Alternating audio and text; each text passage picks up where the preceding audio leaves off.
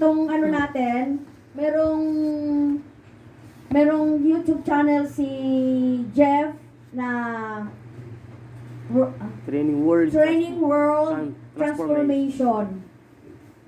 Yung title niya doon, Preaching 101. So, puro audio lang yun. Puro audio kasi mabigat pag video daw. Okay.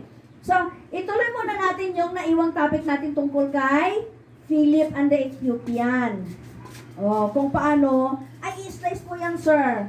Kasi po, pag pinulot ko yung isa, lugi yung isa. Okay. Yan na. So, Dito ko ilagay, kasi para walang korupsyon sa likod. pag nasa likod. Okay. So, sino yung tinatawag sa New Testament na evangelist? Philip. Kilala nyo ba si evangelist dito sa New Testament? Philip. Si Philip. Bakit kaya si tinawag na evangelist? Ayan. So, tingnan natin dito, no? Ayan. Ay, mamaya na yan. Mamaya na yan si... ano? Okay. Ay, sorry. Three na tayo ngayon. Sorry pa lang. Ay, hindi na. Four na. Or, Four na tayo ngayon. ang taagay. Or, erase pa lang ito. Last na tayo ngayon.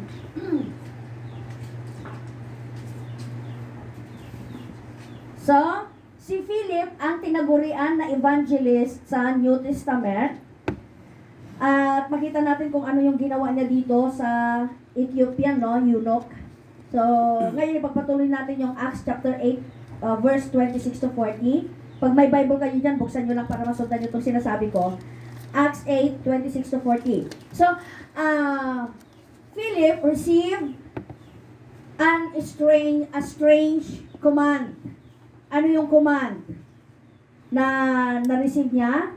Sabi ng angel kay Philip, pumunta ka sa south. Sundan mo ang daan mula Jerusalem papuntang Gaza. There were two roads from Jerusalem to Gaza. Ang isang road na ito na pinapapuntahan kay Philip ay yung road na seldom to use.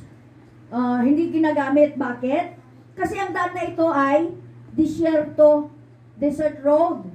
At high noon, pinapuntahan siya ng angel sa katanghaliang tapat. Yan.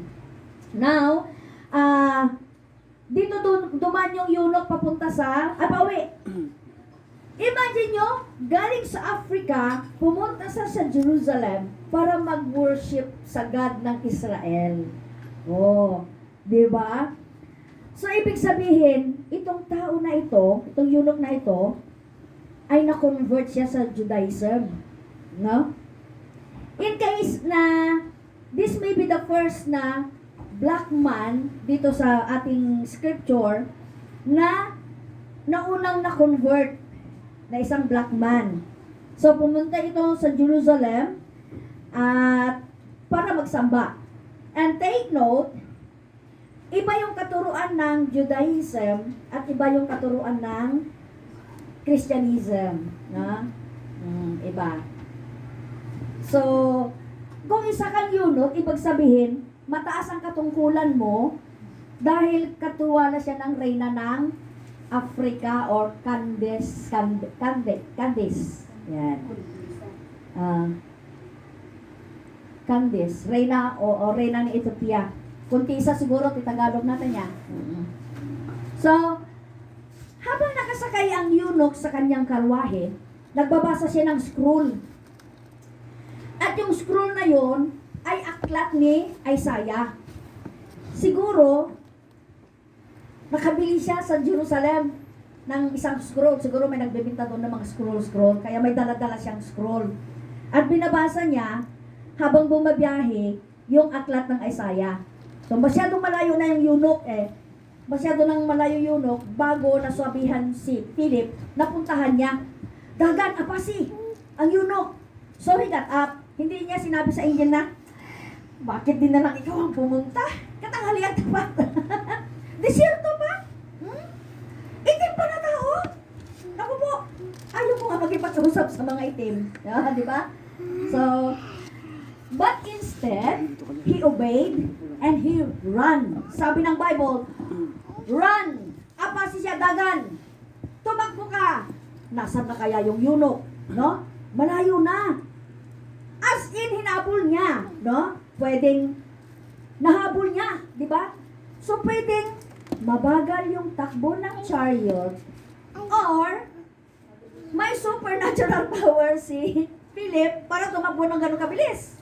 Na? Kaya sabi ng angel, tumabi ka sa kanyang chariots. Ayan.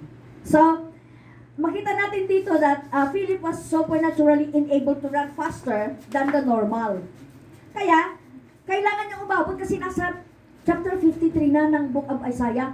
Nabasa niyo na ba ang chapter 53 ng Book of Isaiah? Mahirap intindihin yun. No?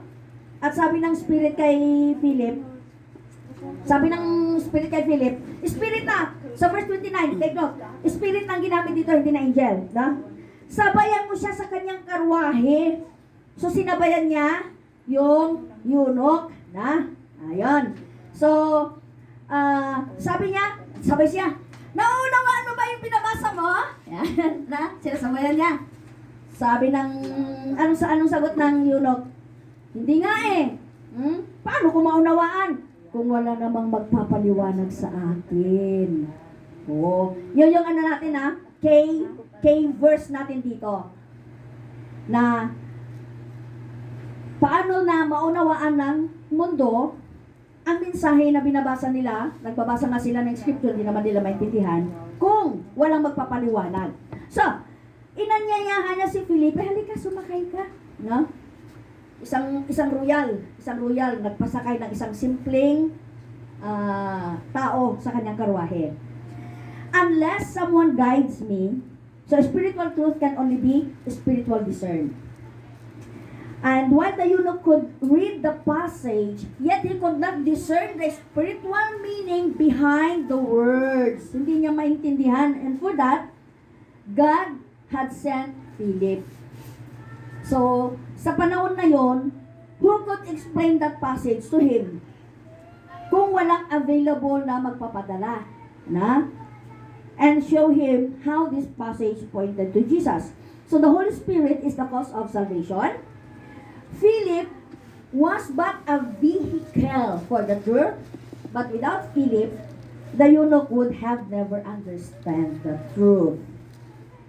So, yung Ethiopian, nire-represent niya ang any seeking soul of this world. So, it may be your neighbor next door, maybe your relative, or a friend, or someone who is hungry for the truth of God. Pero, hindi niya alam kung paano o ano ang dapat nilang gawin ang mga taong ito.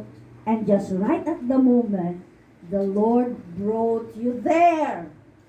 No? Across their path. So, wag mong sabihin na coincidence na nakita kayo, no?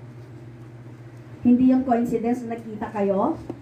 Talagang ipinadala ka ni Lord at that moment sa kalag na yon na nangangailangan. And the field was ripe for harvest, and we, like Philip, was God's laborer in the field. So, there is no coincidence, sabi ko kanina. And it was God's plan kung bakit nagtagpo kayo. No? And Philip was obedient to that plan. So, kailangan lang natin mag-obey. So, Philip preached Jesus to the eunuch, explaining that Jesus is the Messiah in that chapter 53 na nabasa niya. So, hindi ko na babasahin nyo na lang siguro, no? Mamaya, no? Basahin nyo na lang mamaya sa inyong mga devotional time. So, habang nagpatuloy sila sa paglalakbay,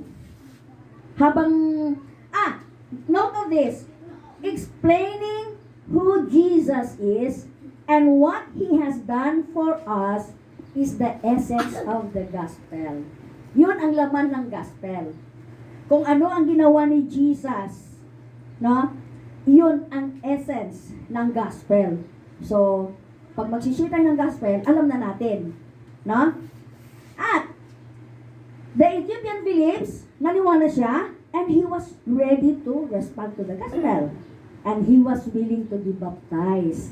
Habang nagpatuloy sila sa paglalakbay, nakarating sila sa lugar na may tubig. Take note ha, disyerto. Disyerto. Merong tubig dito na pwedeng lubugan ng isang ng tao. Pwede siguro mainom-inuman lang kunti, pero yun pwedeng lubugan ng isang tao nang magpabautismo. So, sabi ni Philip, ng eunuch, may tubig dito. May dahilan pa ba para hindi ako mabautismohan? So once again, we see God's hand of providence. So this was a desert road, and pwedeng lubugan ng tao, and they became the water of water baptism sila. So nothing nothing is too difficult for the Lord. Ito pa, hindi kailangan i-convince ni Philip yung eunuch. Sige na, magpabaptize ka na. Hindi niya sinabi, no? Ang galing, no? Ang eunuch mismo, ang naghagit. Nga magbautismo ako. Yan. So, when they come out of the water, ibig sabihin, lumubog sila sa tubig. And when they come out of the water, pakita mo nga yung ano natin. Yon. So, ang baptism pala, kailangan mo yung picture. Ang baptism pala, kailangan palang ilubog, hindi yung bisik-bisik ka lang, you are baptized in the name of the Father. So, kulang pala yon. Kailangan ilubog. Maraming explanation yan sa mga pastors natin yan, natin. So, lumubog talaga sila sa tubig. Ayan, tingnan natin yung picture na. Pakita mo na yung picture na kanina.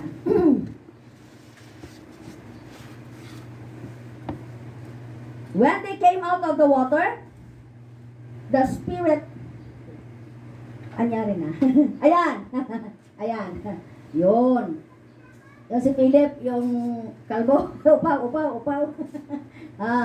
Ganyan ba mga tao? Bakit yung picture ni Pablo ganyan din? Ganyan ba sila noon? Mga itsura nila? O mga lang yan, imagination lang ng writer. Okay?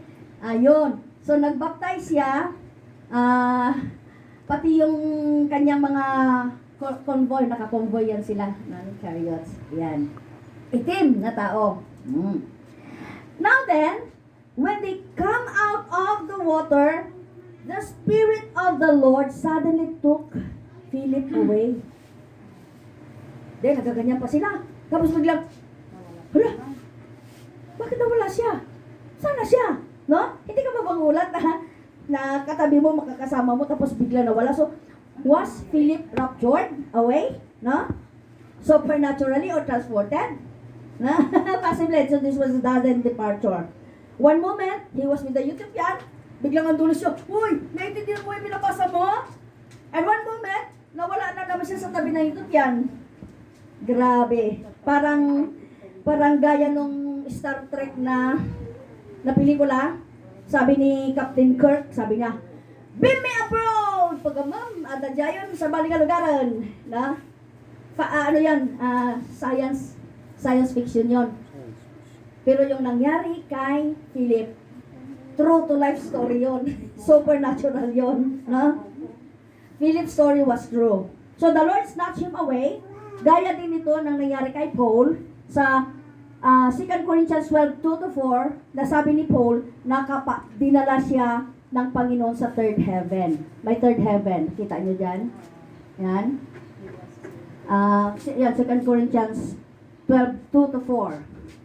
So when the eunuch was saved, the gospel then began to the uttermost part of the earth. Siyempre, share niya yung nangyari sa kanya.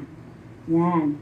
He was maybe, perhaps, the first foreign missionary na nag-preach sa kanyang lugar sa Africa, sa Ethiopia. So, dahil sa pagpagamit ni Philip sa kanyang buhay.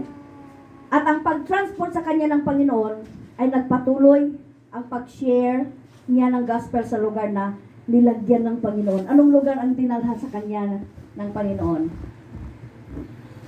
Anong lugar? Nung nawala siya? Azotus. Verse 40 ng chapter 8. Azotus is a modern city of Ashdod, 20 miles from Gaza. Oh, nawala siya 20 miles. Andoon na siya sa Azotus. Dinala siya ng spirit 20 miles away. So supernatural talaga, and he preached the gospel there. From there to any places. Hanggang umabot siya sa Caesarea. So, di nyo ba nagugustuhan dito ang role ni Philip sa New Testament? Diba? As evangelist, so wherever he went, he preached the good news of Jesus. Hanggang nakarating na siya ng Caesarea, which is 55 miles away. So, sa lalakad niya, 20 miles away from Gaza, nakaabot pa siya ng 55. Malayo yung lakad-lakad noon, walang mga sasakyan noon pag nag-preach sila.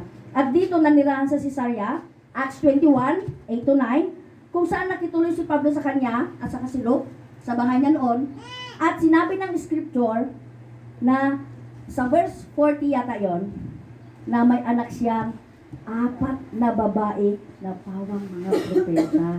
Blessed talaga siya ni Lord ng pamilya. Alright, so, I want you to take note of this. Soul winning is the greatest work in the kingdom of God.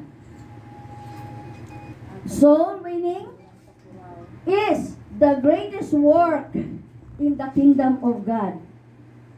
Sabihin mo sa katabi mo, mag-soul winning tayo. Sige na, sabihin mo sa katabi mo. Mag-soul winning tayo. Lara! Okay? So, we will have different outline, meron tayong mga general procedure and many verses na pwede nyong bantayan itong mga verses na ito. I-memorize nyo, isulat nyo, bag-list sa inyong Bible, no? Studyhin nyo mabuti yung mga verses na ibibigay ko ngayon. General procedure, how to lead a soul to Christ. So, marami na tayong mga verses na, sasabihin ko dito, mabilis lang, no? Hindi ko nababasahin. Picture na lang kayo ng picture para makuha ninyo, or pwede ninyong i-review doon sa Training World Transformation YouTube channel ni Jed. So, number 1, paano tayo mag-share? Paano natin ipakita? Number 1, show the need of salvation. Yan ang pinakauna natin. Okay? Ipakita natin ang bawat isa na kailangan ng kaligtasan. Kasi by nature, we are all sinners. Sabi ng Ecclesiastes 7:20, wala ni isang tao rito sa mundo na laging gumagawa ng mabuti. Wala ni isa, lahat makasalanan. Romans 3:23. Itong pinakasikat na verse na maipakita natin sa mga sinishare natin na nangangailangan ng kaligtasan. Sabi na Isaiah 53:6. Nakalayo na ako. Bilis. Ayan. So, para daw sa ibang tao, mas masarap ang mamuhay sa mundong ito kasi ini-enjoy natin. Sabi ni Isaiah, tayong lahat ay parang mga tupang ligaw. Bawat isa ay gumagawa ng gusto niyang gawin. Yan ang gusto ng tao. Yung i-enjoy ang ibinibigay na pleasure ng world na ito. Pag marami ang pera, gasto dyan, gasto dito, order sa Shopee, order sa Lazada. Pagdating sa bahay, hindi kasya. Magkano na gasto mo yun? May shipment fee pa na 100 plus. Tapos, pagdating ni Shopee, nagpindag si Hilangana, nagdagas mo kasi mamo. Di ba? Ay, marami kang pera. Sige, spend. So, magpundo ng masasarap na pagkain sa ref. May kilala ko na ganyan na, yung katulong daw niya, dahil hindi nakakain, itinatapon yung mga cake. Ay, naku po. Itinatapon yung pagkain sa ref. Puntuhan ng pagkain, tapos itatapon kasi hindi na nakain. Imagine mo yan. So, ganun ang tao, no? Bili ng sasakyan, magpalaki ng bahay, pagandahan, pinalakihan, kailangan kakaiba yung bahay niya. Yung mga ganon. Magkailangan mas siya. So, gagasto, pero pag oras ng offering, ay, karawan na dahil sinsilyo. Dahil. Baka dahil pati di maalak. Sa panatinag, yung baglang di na mapaulit ko yung nagtakulbalay na. Diba? Ganon tayo minsan. No? Kakarampot lang ibigay natin kay Lord. So, hindi ko na kailangan sabihin kung saan napupunta yung pera namin ni Manuel. Basta sabi namin, may isang kilala namin na sabi na, bakit hindi kayo mag-invest para sa bahay ninyo? Magbili kayo ng lupa. No, ganon. So, sabi ko, ay gusto ko yan. Gusto ko talaga yan. Malaking bahay. Gusto ko yan. So, mas nakita namin yung pangailangan ng pastor, yung nasa mga bundok. Kasi nung time na kami ang umakyat sa bundok, wala kayong idea. Kahit ang isang itlog lang, hindi ako makakain ng isang nilinta na itlog. Nagimas ti, basi nga tinapay nga dating bubuha. Nagimas ti raman na diyan nga tinapay. Dito dyan may panpansinay. Look bread, dyan pa yung ganun. Ididadyayak mission, ay na nagbanglugay man nga tinapay niya. Nagbabatit la, ay isang punta din dyan. Nagbisita ka niya mi. Mana. Ay, manpan. Naging mana. Oo, pero nagimas nga. Yung kanon, nakita namin yon, ipinaramdam sa amin ni Lord yung hirap ng mga misyonary na umaakyat sa mga bundok doon sa mga lumad. Ngayon, mas nakita namin yun ni Emmanuel. Kaya, ang times namin, pumupunta, pag nasa Makati kami, pumupunta doon sa mga pastors na nasa bundok para makatikim naman sila ng nilagang itlog. Ano talaga tiksang sangit ang ide. Mabisina launa yun. Apo, kasugayam, apay apo, nagadong damag ko kini apon, apo, apay niya palubos mo, Lord, gayam, tadagan ti pagpakita na kanya, nga nagado, gayam nga missionary. Ngayong mag-ano lang sila sa Lord, yung talagang susunod sila kay Lord kahit alam nilang na gaano kahirap nang pumunta sa bundok, no? Ay, walang soft drinks doon, na awan lamos. Ay, di alingo. Adamot ti Wala. dami jay, di awan lakit tilang stray na kuha. Awan, Naka sa ano sa Ma- ilog. walang ilog, ibantay nga. Ang tubig doon, mga mineral water galing sa bundok na umaano lang sa bato. Pako ti adun jay pastora. Patpako. Hindi ko nakakita. Ay na, umaakon ti nilintang nga kamuti. Kung lutsya ang kunaday karlang. Na, kagatanungan daw mga niya, madimot ilmunan. Ijigayan ka na mayat agit ti manok, tanawag tarakanda. Ay, matay. Matay. Gaputi kinalamot na. Isaksa ko mi nagiyan manok. Kami tibasin nga katikatiban mi ko na. Hindi makaya kinabukasan patay yung 5. Sunod na naman nga kinabukasan patay. Adapay ti igel nga agdagit. So hindi makalahutay ang chicken. Pag hindi na makalaki, hanggang ganun pa lang patay na siya. So hindi ka talaga ano doon. So kalabasa, kamote, ganon. Ano po, resardinas lang kumahapo na imas di po yun. So, ipinakita sa amin ni Lord yun. Kaya, hindi kami badi kami nga nasayang na atay ipapadala mi nga tithes mi dijay bundok na pastor, kaya pastor kay lumad, mga lumad yung mga yun sila. So, walang masasarap na ulam doon, hindi gaya ng inuulam natin dito sa urban, no? Kung namin pa yung balay, naumag ang sida lamuson. Makaumag sida lamos. Pero sila, madita pa amuno niya angot ni lamos. No? Ganon. Pero tumalima pa rin sila sa Lord. Kahit ganon kahirap ang magmisyon. Alam niyo yun?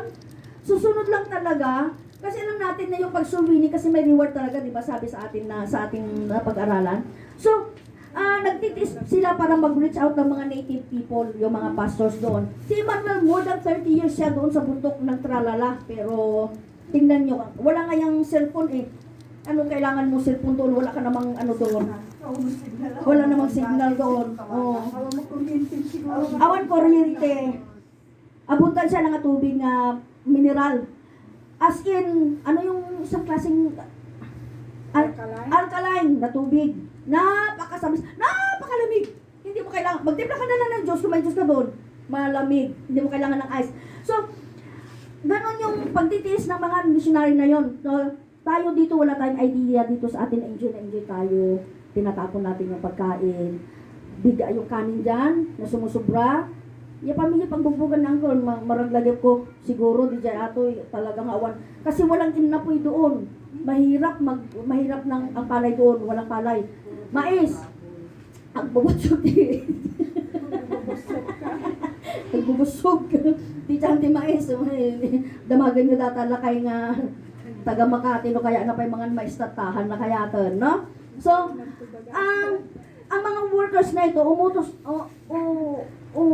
sumusunod lang sila sa utos ng Panginoon. And I really believe na God will reward their effort talaga. Yung i-reward talaga sila ni Lord. So, nakita namin yung pinakita sa amin ni Lord.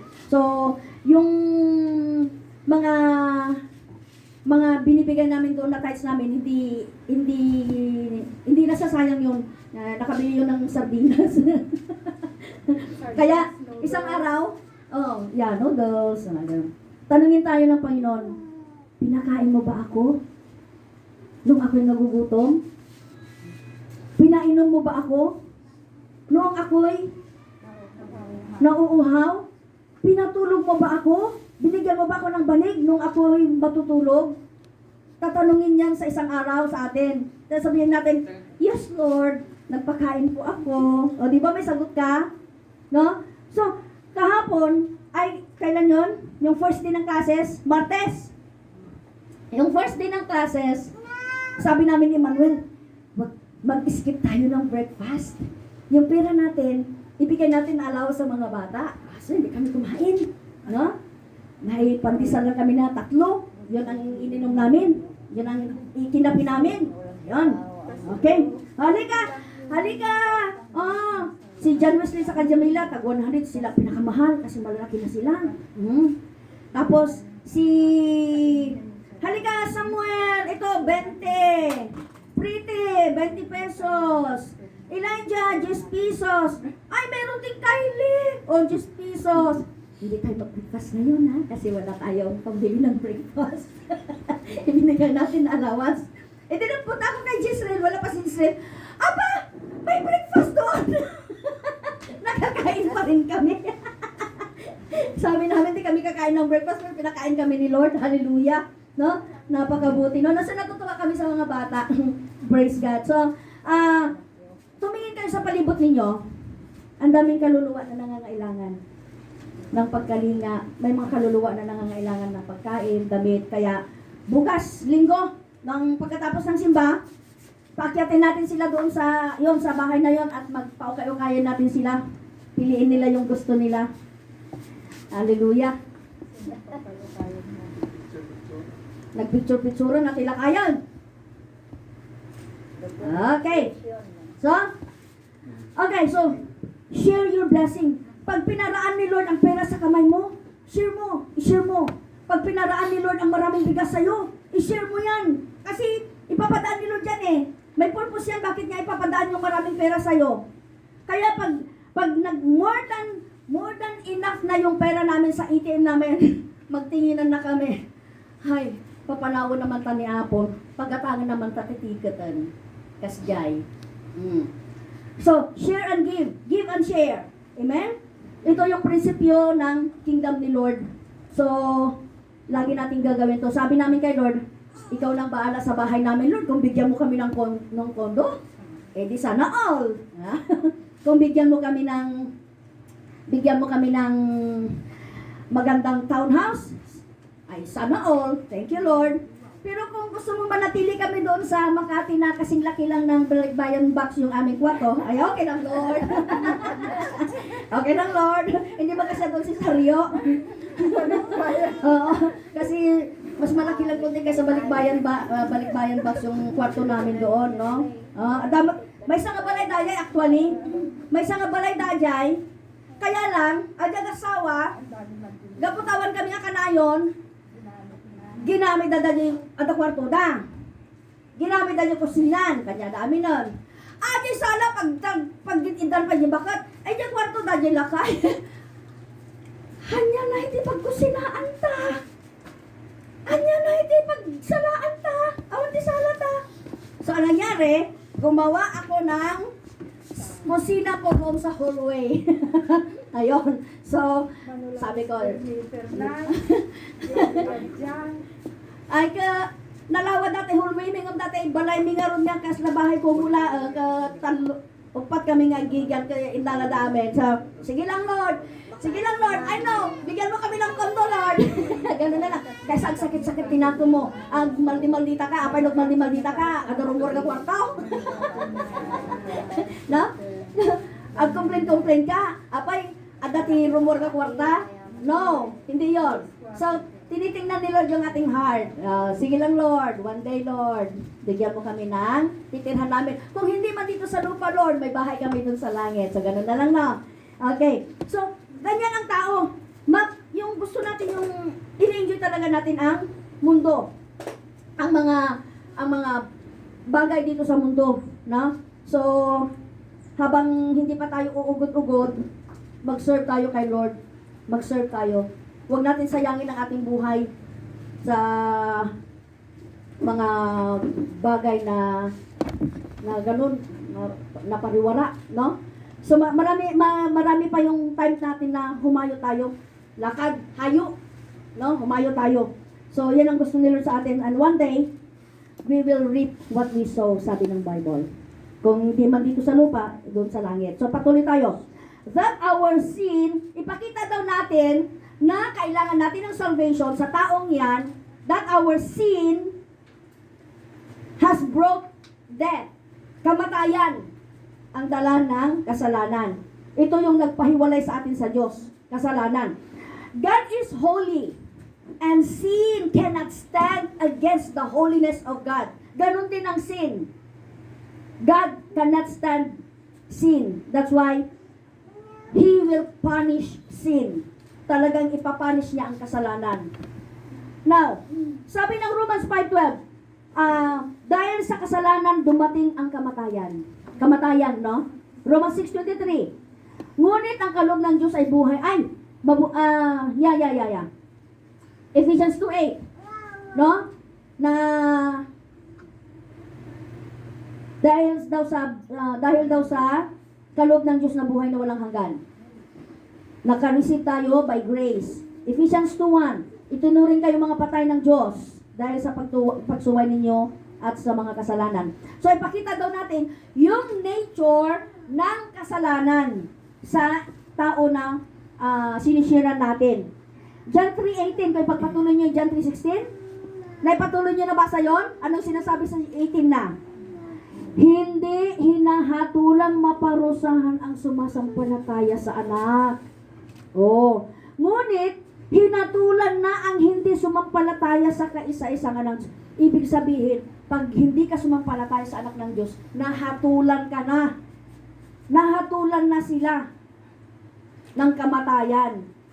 So, ibig sabihin, pag wala kang relasyon sa Diyos, kaaway ka ng Diyos. Kung kaaway ka ng Diyos, paano naman yan? Mag-kaaway tayo lagi. So, this is why we need the Savior. We need a Savior dahil tayo ay makasalanan. So, number 2, show that we cannot save ourselves. Hindi natin kayang iligtas ang ating sarili. So, maalala ba ninyo?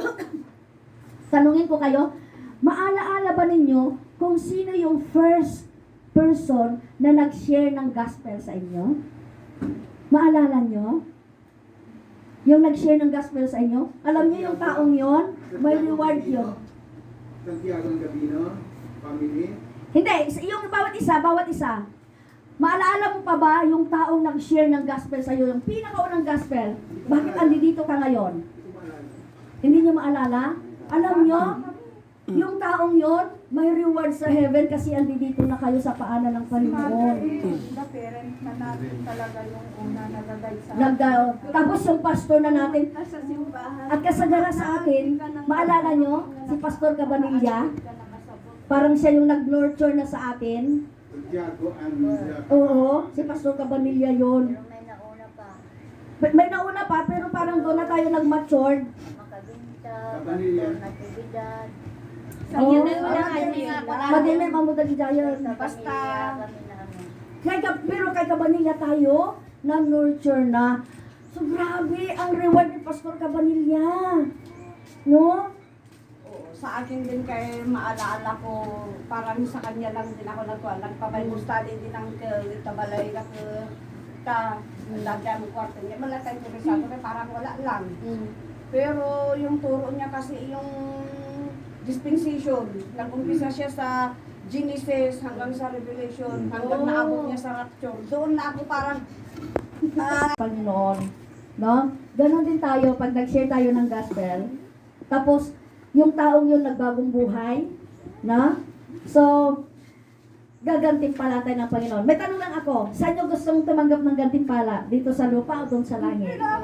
Sa langit. Dito sa lupa, lagi nating natatamasa ang gantimpala. Di nyo alam yon? Uy, nagpintas ka gungo. Uy, nagpintas ka ng kasaba. Ay, naglain ka ng agkantan niya. Nagpintas na kita rupang. Nakuha mo na yung reward mo. Yung mga pangit. Walang pangit. Ginawa yan ni Lord eh. Gawa yan ni Lord. Kaya, hindi natin i-underestimate ang ginawa ni Lord. Kaya, ito yung along ko na ito. Gawa ito ni Lord. Yan. Oh. Si Jamila, mataas ang ilong niya, pero ako, gawa ito ni Lord. Oh. unique. Unique ito.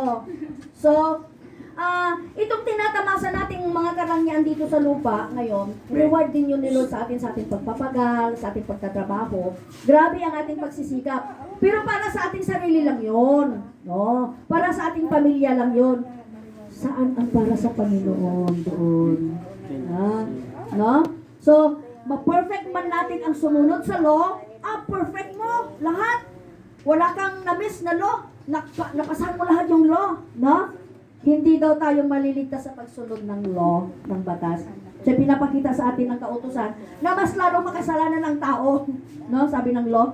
So, Romans 3:20 and Ephesians 2:8. Ang kaligtasan ay hindi nakasalalay sa ating mabuting gawa, kundi sa pamamagitan ng pananampalataya. And that is number 4. Show that the way to be saved is to believe in. So, yung K-word dito ay believe. Na? John 3:36. Basahin niya lang niya. Ano nyo na lang yan. Kunin nyo na lang yung mga verses natin dyan. Ha? Okay? So, ang pagkamatay ni Kristo sa cross ang nagpawalang sala sa atin, sabi ng Bible. Ang kamatayan na sa pamamagitan ng cross, alam niyo bang nakakahiya yon? Pag mamatay ka dahil ipako ka sa cross, yon batas ng Romano yon. Kung pinako ka sa cross, ibig sabihin, isa kang kriminal. Si Jesus, ibinitay siya sa cross, magnanakaw ba siya? Hindi. Mamamatay tao ba siya? Hindi. Pero bakit siya binitay sa cross? No? So, ganun ang kamatayan na pinataw sa kanya. At tanggap niya yun. Tinanggap niya na walang murmur. Bakit? Kahit hindi nagkasala si Kristo, sabi ng 2 Corinthians 5:21, kahit hindi nagkasala si Kristo, itinuring siyang makasalanan para tayo ay maging matuwid.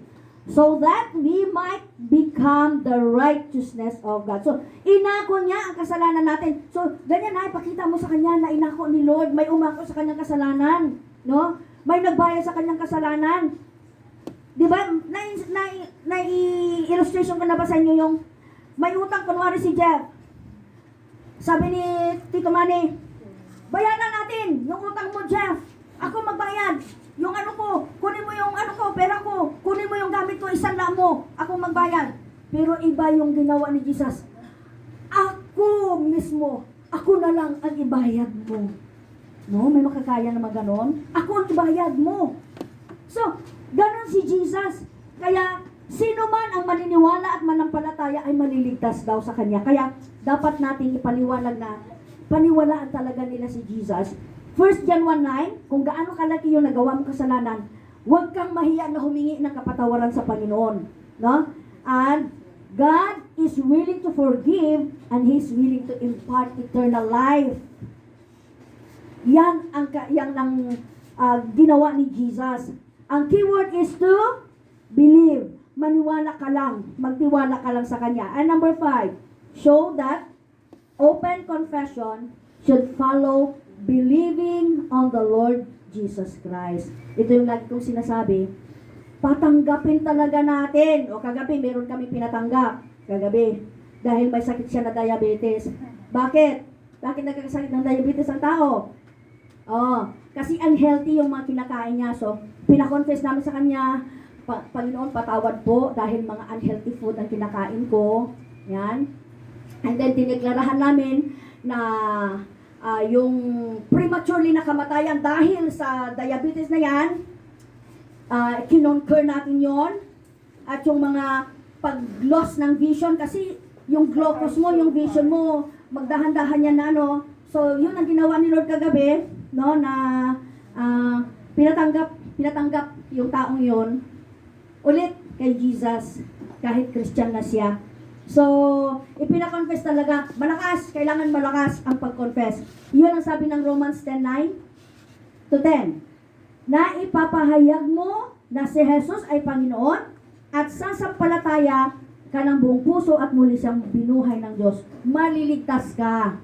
O yun. Matthew 10:32. So, ang sino man daw kumikilala. So, kaya importante na mag-confess sa mga salita during the sinner's prayer o yung prayer of acceptance. So, we bring the soul into the saving knowledge of Jesus. That is why we know Him personally. Kailangan makilala niya, ma-encounter niya yung Savior niya na si Lord. So, mamaya, sa end ng ating session, ipapakita ko sa inyo yung simpleng forma ng prayer, sinner's prayer.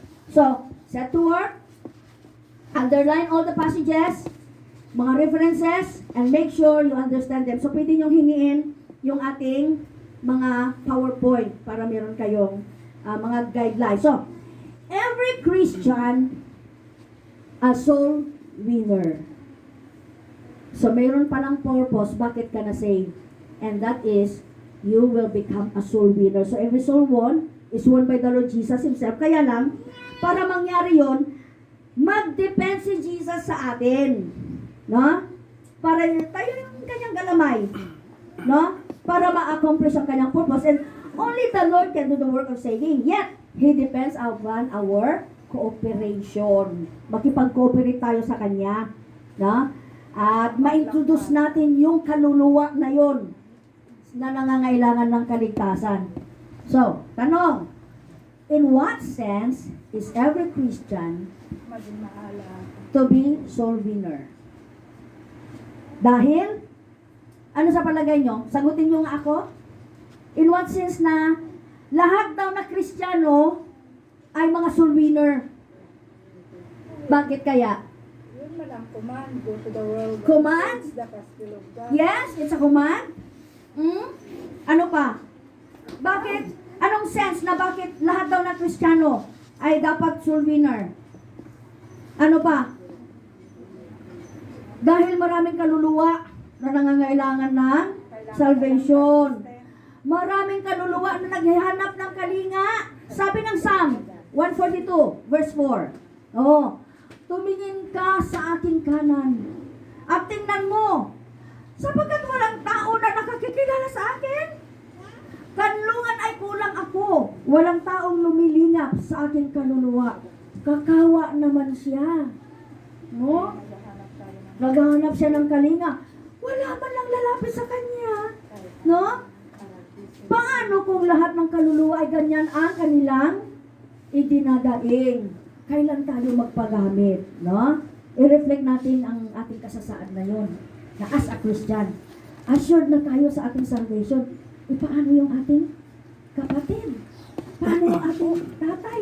Paano yung ating kamag-anak? Paano yung ating silingan? No?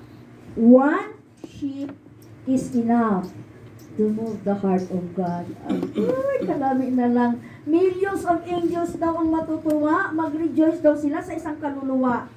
Hallelujah. So, in winning of soul, we may be the link somewhere in between. This leave us no excuse. Pinadala ka ng Lord dyan. Kahit galing kami ng ano ni Manuel sa Alabang, mag-prayer, mag-intercessory kami every Wednesday. Dadaan kami sa mall, Star Mall, uupo kami yan sa, hindi kami mag-order ng pagkain, uupo lang kami yan. Kasi may mga nakaupo dyan na, agad sangit kan, depressed na, makikita mo yung mga kaluluwa na yun. Magupo lang kami doon. Yan, lalapitan niya ni Manuel. Yan, sisiran niya yan. Walang masayang. Kahit nagupo ka lang sa lamesa at kakain ng Jollibee, walang masayang. No? One sheep is enough to move the heart of God. So, tayo yung link. If we refuse to do this command, then maghahanap si Lord ng replacement. Ayaw magpagamit nitong anak ko na to ah. O, sige, dyan ka lang. Yan, magbigay ako ng iba. No? Maghanap sila ng ibang vessel. Kaya lang, sayang yung opportunity. Tapos one day, magkita kayo sa heaven. Hala, na-save yun. Hindi ko na-share yun. Sayang, akin sana yun siya. Ha? Na-save pala siya. Oh. Or, opposite. Sa opposite niya, napunta siya ng impyerno. Di na mo labi ng bagaanon. Pabasulan na ka, apay nga na impyerno. Di na mo lang amin nga binagaan hindi nga kasagayang tika pintas yan balin nga Kristiyano. No? Saan natin matatagpuan yan? Ha? So, tatlong reason why every Christian should be a soul winner. Number one, the Lord Jesus has commanded us to be soul winners. Saan natin matatagpuan? Yung sabi ni Madam Judy kanina, Matthew 28:18 to 19.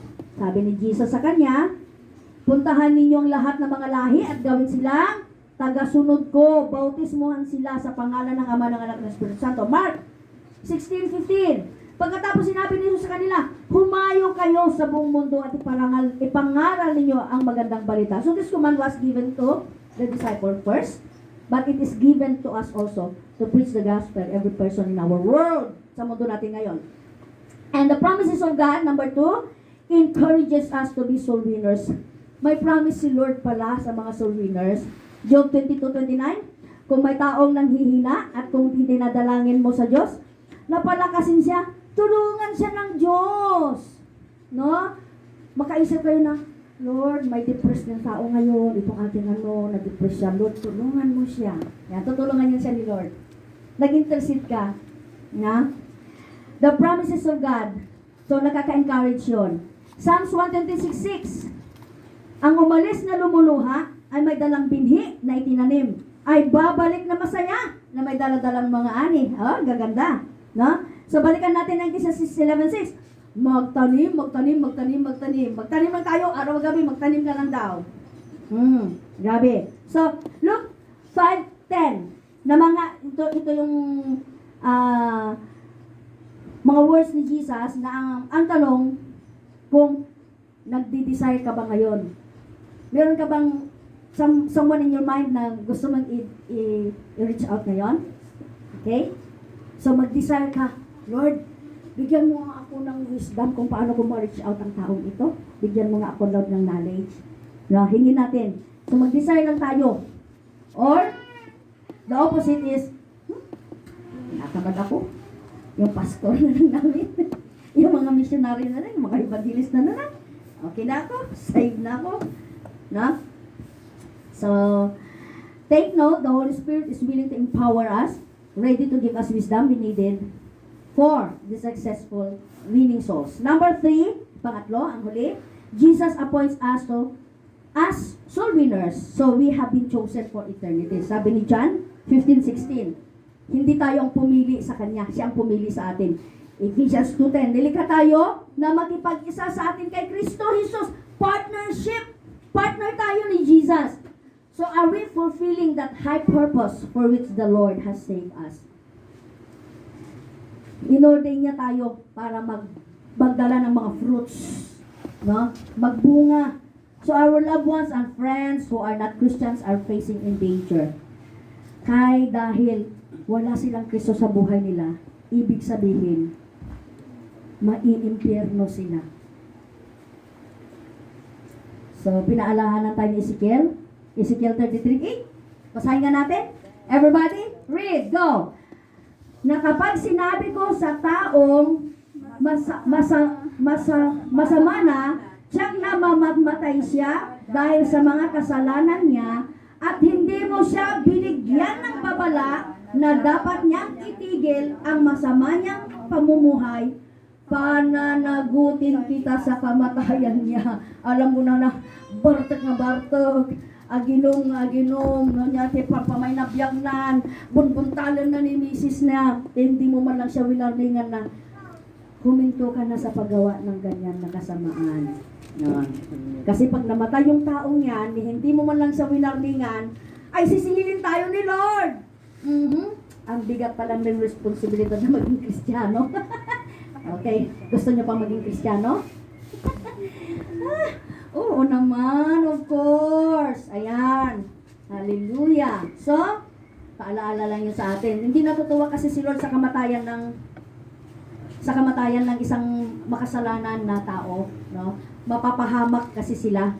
Mapaparusahan kasi sila. Kasi mahalaga kay Lord ang isang kaluluwa ng bawat tao. So, John 3:16, no? Ipinapahiwatig na mahalaga ang Diyos. Mahalaga sa Diyos ang bawat tao at nais niya na maligtas ang lahat ng tao. 1 Thessalonians 5:9. Yan. So, isa rin epektibo na paraan ng soul winning. Yung sinabi natin nung una pa tayo dito na nag-meeting na tayo, mag-imbita. Yan. So, habang nakikinig sila ng sermon, yung mga inimbita natin, ayan, within 72 hours daw, sa loob yun ng 3 days, pinapasok mo sa church, inimbita mo siya. Within 72 hours, 3 days yun, i-text mo siya, pasalamatan mo siya, dumano siya, yan, nagsamba siya, tapos, anyanyahan mo ulit. Yan. Within 3 days yun ha, hindi ka agad-agad. Hindi pala ka agad-agad. Paano mo siya ng kunting 3 araw. Sa Makati, meron kami doon 10 minutes na meeting para sa mga first timer. So, malalaman na may first timer kasi mag-ano sila ng form. Ayan. Ibigay nila doon yung number nila. So, habang nagsasalita yung facilitator, nagmemorianda, nagpika-pika, kumakain, yan ganon. Sinasabi niya kung ano yung salvation. At nagpipirma sila ng mga form. So, bago sila uwi, bibigyan namin sila ng mug, remembrance nila sa kanilang first time na pagdalo, or anything na may remembrance ng first timer. So, meron din kaming tinatawag na telecare doon sa Makati. Church of God Makati. Martes at Webes namin ginagawa yon. Kami ni Kalilya. Si Kalilya, senior citizen na yon pero evangelist. Matanda na, nasa 70... Ilang taon na si Kalilya? 76? 78? Mga gano'n na siya. Evangelist yun na babae. Siyang nagtitelecare. Isasama niya ako pag telecare. Tatawagan namin yung mga number na niligyan nila sa form. Yon. So, kukumustahin. Tapos prehan ng mabilis kasi ang iba nasa work kaya mabilis namin sila piniprehan. Tapos imbitahin naman na ulit namin sila sa Sunday ulit ha. So, then ikaw na nag-imbita after 2 weeks. Yan. After 2 weeks, dalawin mo siya, magsama ka ng friend mo or pastor. Dalawin mo siya. After 2 weeks, kahit nagsimba siya ng linggo, yan, dalawin mo siya. Tapos, isali mo siya sa mga small group, cell group, life group. Sa Makating tawag namin hindi cell group, life group. So, kami ni Manuel, marami kaming inatinan na life group doon. Uma-attend kami ng Family for Jesus na life group. Uma-attend ako ng women's mentoring. Si Manuel, uma-attend siya ng once young, pero senior citizen ang ngayon. Once young ang nila, grupo nila. At meron kaming mga couples, life group. So, kahit wala kaming Sunday school doon sa Makati, lahat na membro nababible studyhan sa kanilang nabiling grupo. So, pag pamilya, ipapasok namin sila sa Family for Jesus. Pag mga intellectual na mga babae, doon sa women's mentoring, yung mga ganon. So, binibigyan namin sila ng choices kung saan ang gusto nila at ano yung available time nila. So, kahit walang Sunday school, natuto sila within a week dahil may Bible study sila na natunan. So, using this pattern is so helpful sa atin na mga pastors ng evangelism. So, dahil dinala natin sila sa church, so si pastor ang responsible sa kanila. No? But now, let me introduce to you how to conduct personal evangelism na. Yung tayo na. Yung tayo na ang magpo-personal. So, ganito yung ginawa ko. ganito yung ginamit ko sa aking personal evangelism sa mga bahay-bahay o yung may nag-invite na, Ate Lisa, lakay ni tatang kun ba, nagbapikuro pa lang. Kaman ako, mga sabad di balay mi, napan kami, apare. Lakay nga paso, nakutkutungan. Oh, so, ito yung ginamit ko sa kanila. Isang pamilya. Lolo, lola, mga anak, ate, kuya, ante, isang buong pamilya at mga apo. Umaten sila. Ito yung ginamit ko sa evangelism. Yan. Sinabi ko sa kanila, hindi aksidente na andito kayo ngayon sa oras na ito. Imagine, we came from Makati City. Pumunta lang kami dito kasi sinabi ni Lord, gusto niyang sabihin namin sa inyo na mahal daw niya kayo. Yung intro pa lang na ganun, di ba, pupunas-punas na sila ng kanilang mga mata. So, ganun ang style ko sa kanila. Then, sabi ni Lord, mahal daw niya kayo. Ganun ko. Kaya gusto niyang sabihin namin ito. So, sabi ng ng John 3:16, pasok ko kagad yung John 3:16 sa kanila. For God so loved the world, alam na natin yun, sapagkat ganito ang pag-ibig ng Diyos sa mga tao, sa buong sanlibutan. Yun, i-explain ko na yan sa kanila. So, napakamagandang mensahe para sa bawat isa. Isinugo daw niya yung kanyang anak. Sabi ng Book of Galatians, no? 4:4, ngunit nang sumapit ang tagdang panahon, isinugo ng Diyos ang kanyang anak. Imbaon na di anak na. Imbaon na. Ilocano mo tajay. So nga, nag-download ak ti Ilocano nga Bible ko, tanong medyo abda ti Ilocano nga may punang-punang sumot, nagpakilala niya ko kung nakakwa. Siya, ni Lisa, Santiago Mujica, may saak nga Ilonggana. Kung niya dyan, may saak nga Ilonggo, nagsasaok ti, may saak nga Ilocana, nagsasaok ti Ilonggo. So nga Ilonggana, kung nakanyada ka, sa ko sinulwan-sulwan ni Dabasiti, agsaw-saw ti Ilonggo, tanog katakatawa da. Maanta yun, ti Ilonggo na, kaon tabla, mga ganun tabla, kagalutan. Ti kaon tanay mga handa ka ti anay, kaon tanay mga taypay, ti Ilonggo na, kaon tanay, mga handa ti anay. So, agalutan da, no, tay bagang nga Ilonggana kanyada. O yan. So, ngunit nang sumapit ang takdang panahon, isinugo ng Diyos ang kanyang anak. Kaya dumating siya sa mundong ito kasi sinugo siya. Mabangka siya mundo. Kaya magkasalanan masyadong tao. Take note, siya ay dumating sa pamamagitan ng isang babae. Pero sabi ni Pablo, hindi niya pinangalanan kung sino yung babae. Kasi hindi yung babae magliligtas sa mundo. Yung anak na pinanganak na milagrong pagkaanak. So, dahil sa mundong ito, kailangan iligtas ng Panginoong Hesus. So, ito yung ginamit ko. The 4 spiritual truth. 4 na tuntunin spiritual. Ito yung tinuro ko sa kanila. So, just, number 1, God loves you, and offer a wonderful plan for your life. That is the number 1 spiritual truth. No? Inibig ka niya, at siya may magandang plano sa buhay mo. Yon. So, ganyan ang gagawin nyo sa campus ministry ninyo. Iniibig ka ng Diyos. May magandang plano ang Panginoon sa'yo.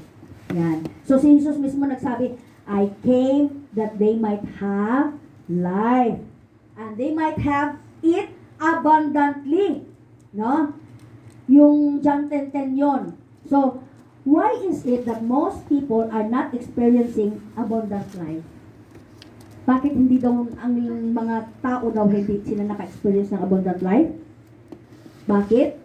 Kasi ang tao ay sinful and separated from God. Makasalanan ng tao at nahiwalay sa Diyos. So, ang ating kasalanan ang nagpahiwalay sa Diyos. Sumuway tayo, matigas ang ulo, ipinagwalang bahala natin ang salita ng Diyos. Kaya ito ay nagpapatunay na tayo ay makasalanan. So, hindi pwedeng magsama ang Diyos at ang kasalanan. Sinabi ko kanina, God will punish sin. Papanisan na talagang kasalanan. He cannot know and experience God's love, itong tao na ito, pag hindi niya malalaman na may plano si Lord sa kanyang buhay. So, man is sinful, pinasok ko yun. Romans 3:23. Man was separated, 6:23, no? And death o kamatayan, spiritual na paghiwalay sa Diyos. Pangalawa, man is sinful and separated from God. So this is Romans 3:23, no? Nagkasala ang tao, 'yon. Nagkasala ang tao at hindi natin maabot ang kaluwalhatian ng Diyos dahil sa kasalanan natin. So yung kasalanan natin ang naghihinder para maabot natin ang glory ni Lord. So man was created to have fellowship with God, but because of his stubborn self-will, he chose to go his own independent way, my way. Awit yun ni Frank Sinatra, I did it my way. Ganun ang gusto ng tao. My way. Ito yung gusto ko. Oh. So, sabi ng awit. So, his fellowship with God was broken. This self-will is characterized by attitude of active rebellion or passive indifference. Ito yung ebidensya na sinabi ng Bible, sin, kasalanan. So, tayo ay nilikha upang makasama ang Diyos. So, balit ayaw natin magpasakop, no? Ayaw nating humiwalay sa kinagisnan nating buhay. Masarap kasi ang buhay sa mundo. Gusto natin yung buhay sa mundo nito. Matigas, no? Matigas ang ating ulo. Gusto natin magsuway at magwalang bahala. Nagpapatunay ito na tinatawag na kasalanan. So, man is separated from God. So, ilarawan ninyo sa kanila na ganito. Ganito, nagkasala talaga tayo. Gusto ng Diyos na mapabanal tayo kasi banal ang Diyos. No? Ang tao naman ay sinisikap niya na maabot ang Diyos sa kanyang sariling effort.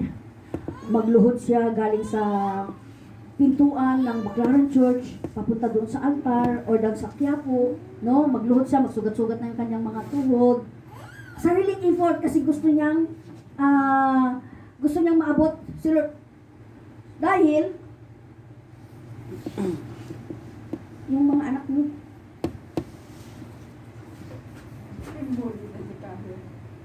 so gusto ng tao he is trying to reach God in his own effort, no? Kaya gusto niyang yung sarili niyang paraan, mabuting pamumuhay, mabuting kaugalian, mabuting tradisyon, mabuting filosofya, mabuting relihiyon. Yun ang gusto, yung magsimba ng ganon, nakaluhod lang lagi. Yun yung paraan ng tao. Subalit ang gawain ito at relihiyon ay hindi kayang tugunan ang problema ng tao. No? So, hindi relihiyon, mabuting gawa ang lunas, kundi relasyon. So, pumunta ka ng simbahan nga, pero hindi mo naman kilala ang Panginoon. Kasi hindi niya na-encounter personal ang Panginoon. No?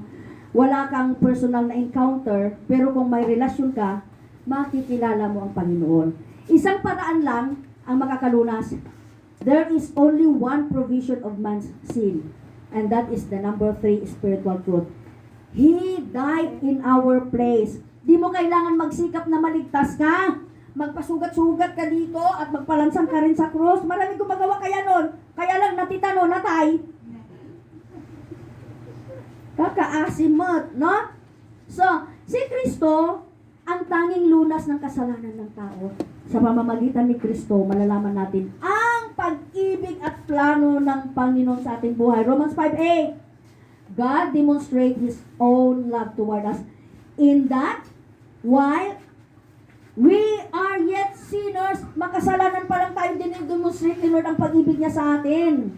No? Ipinagtatagubilin ng Diyos ang kanyang pag-ibig sa atin na kung tayo nga makasalanan pa, si Kristo ay namatay dahil sa atin. So, ano ang purpose niya? Why did He came to the world? Anong purpose niya? Kailangan may paliwanag ninyo ng mabuti to. Bakit nga ba pumunta si Jesus? So, paano niya ipaliwanag yan sa inyong personal evangelism? Na? Upang tubusin tayo sa ating kasalanan para tayo maligtas. So, hindi lang siya dumating sa mundong ito, kailangan niyang mamatay. Romans 5:8. So, namatay siya dahil sa ating kasalanan. Bakit kailangan niya mamatay?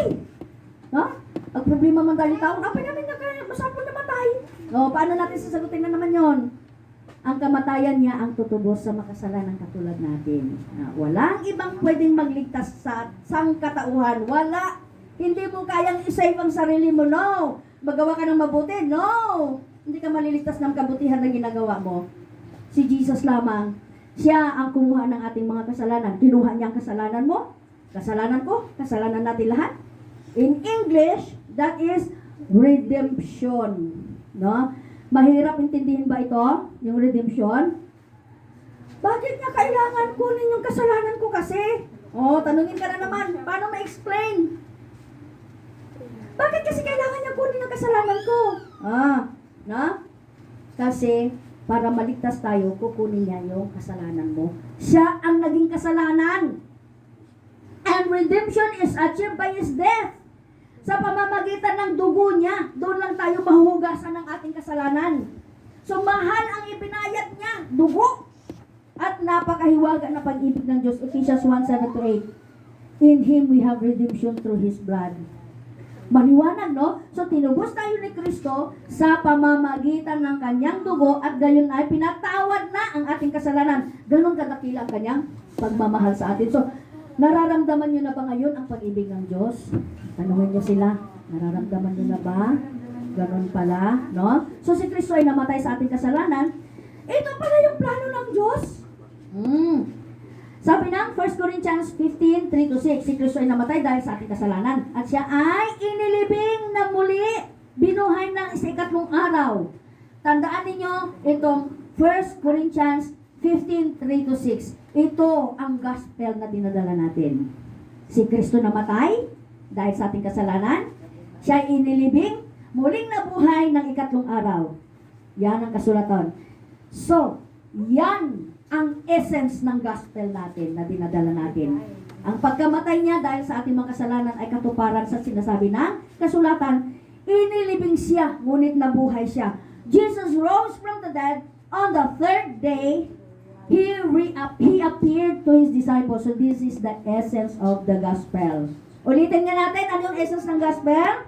Si Jesus namatay, inilibing, nabuhay sa pangatlong araw. Siya nabuhay. Muli. Okay? So yan ang dalhin natin na mensahe. Yan ang essence ng gospel para tayo ay iligtas. So, I am the way, sabi ni Jesus, the truth and the life. Gamitin niyo mga verses na yun, ha? John 14:6. Gamitin niyo yan. Sinabi niya, ako ang daan, ako ang katotohanan, ako ang buhay. So, sino man ang magkaroon, makapaparoon sa Ama, na hindi duman sa akin, no way. Hindi kayo pwedeng dumiretso doon. Walang shortcut. May daanan. Amen. My way. Sino? Si Jesus. So, inilarawan dito na nilutas na ng Diyos ang pagkahiwalay natin sa Kanya sa pamamagitan ng pagpapadala niya sa Kanyang anak. So, namatay sa cross para sa kabayaran ng ating kasalanan. Hindi pa ba siya na-satisfied? Bakit kasi kunin niya ang kasalanan? So, dapat masatisfy siya. Number 4, we must individually receive Jesus Christ as Savior and Lord. So, kailangan natin tanggapin siya. Bakit natin siya tatanggapin? Para ating tagapagligtas. Meron pa ba dito hindi tumatanggap kay Jesus? Sa atin dito, meron pa ba hindi tumatanggap? Lahat na tayo siguro, no? Yeah, I know. So, kailangan nating tanggapin si Kristo sa ating buhay na tagapagligtas natin. Kasi walang ibang makapagligtas sa atin. Si Jesus lang. Okay? Bakit kailangan ng pagtanggap kay Kristo?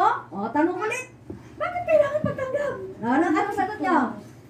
John 1:12. Sagot niyo yun, ha? Bakit kasi kailangan pagtanggap? John 1:12. Datapwat ang lahat na nagsitanggap ay pinagkalooban niya ng karapatan maging anak ng Diyos. Kung may karapatan ka na maging anak ng Diyos, ay may karapatan ka na rin, Lord, pahingi nito, pahingi ng pondo, Lord. Diba? Lord, pahingi naman ng ganito. Kasi may karapatan ka na, Lord, yung aking mana. Diba? Ears, ako ear. I'm an ear. Tagapagmana ako. So may karapatan na. Ang pagtanggap kay Jesus ay sa pamamagitan ng pananampalataya. Ephesians 2:8-9. And it is through grace that we have been saved through faith. Ito yung gift ni God as a result of works that we should not boast. Gift ni God ito.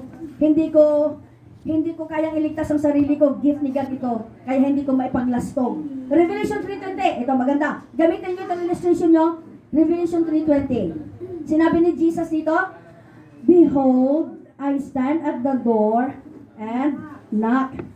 Anyone who hears my voice and opens the door, I will come into him. Narito ako nakatayo sa pintuan at tumutugtog kung ang sino man ay duminig sa aking mga tinig at magbubukas ng pinto, ako'y papasok sa kanya. Yan. Isang illustration dito na gagamitin nyo. So maraming beses na kumakatok si Lord sa puso natin, Panginoon. No? Pero pinagbawalang bahala lang natin. No? Patuloy lang tayo sa pagpapakasala. Receiving God involves turning to God from oneself. So mag-turn ka kay God. Ang pagtanggap kay Kristo ay nangangailangan ng pagbabalik loob. Ano ba yung pagbabalik loob? Ganito, yung about face. Ilang degree yung guhan? 180. Ha? 90, 90, 45, 45, 180. 180. Ganon, yung ganon, yung ganon? Yung ganon? 180. Ganon? 90, 90. Ah, may ganon pa? Huwag ka magsuli sa balik mo. Wag. No turning back. No turning back eh. Sige, doon ka pa rin.